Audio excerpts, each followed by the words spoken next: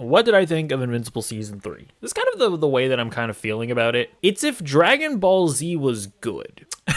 Now, what do I mean by this? The reality is that Invincible is never going to be able to recapture the magic of the first season, right? Like, that twist in the first episode, they're never going to be able to get that back. Yeah, just the surprise at the brutality of the final episode. Like, that's never going to happen again, right? Like, it's impossible. And then, now that we're in this whole era of the Viltrumite War, like, they're prepping for it, it does, and Mark is just as powerful as he is, it kind of reminds me of Dragon Ball Z, in the sense that Goku is so powerful that it's like all the other side characters are low-key useless. And whereas I feel like Dragon Ball Z was never able to really tell, like, a genuinely interesting story with that, and the fact that I feel like they kind of just pushed all of their side characters to the side, and they just, like, what the fuck is Krillin doing, when they're fighting Majin Buu, you know what I mean? Invincible is able to kind of, like, take that premise, I feel like. Although, obviously, they're essentially, like, extending the Saiyan saga for, like, the entire series. Like, that's what the show is, right? They're able to kind of take this concept of, like, we have this incredibly powerful main character, all of his side characters are not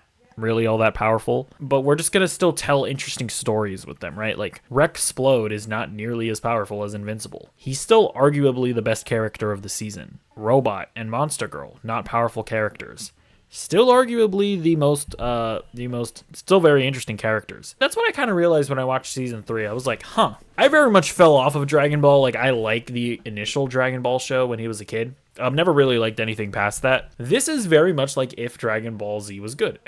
I don't know, that might be a hot take that might upset some people, but it is the truth, objectively speaking. In some ways, I think you could probably criticize it for not progressing the plot enough. Like, we're still kind of where we're at in season 2, where it's like, all right, the Viltrumites are out there. They're coming at some point. What are we gonna do? And that's still kind of where we're at, although I will say they do drop a couple pieces of information that completely changes how we view that. But yeah, at the end of the day, though, the strength of Invincible is in the fact that most of the characters are incredibly compelling. Like, Mark's arc that he goes through in this season is very interesting.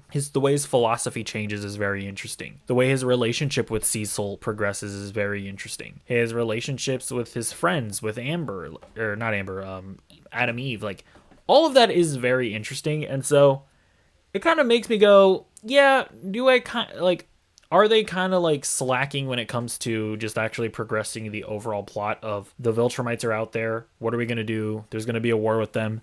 It's like, yeah, they are kind of slacking and progressing that, but I don't mind as much because